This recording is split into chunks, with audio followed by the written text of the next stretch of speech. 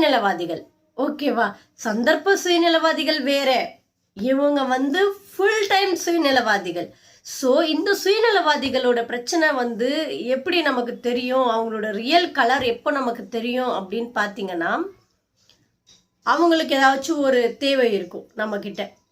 ஓகேவா? நம்மளால அவங்களுக்கு ஏதாவது ஒரு காரியம் நடக்க வேண்டியது இருக்கும்.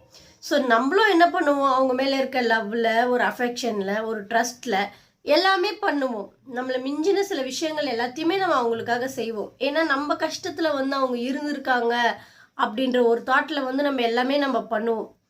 பட் அந்த நபர் என்ன பண்ணுவாங்க அப்படின்னா, அவங்களுக்கு ஏதாச்சும் ஒரு பிரச்சனை வரும்போது கண்டிப்பாக கேட்பாங்க. ஒரு ஒரு நல்ல ஒரு ரிலேஷன்ஷிப்பில் வந்து இது சகஜம்தான்.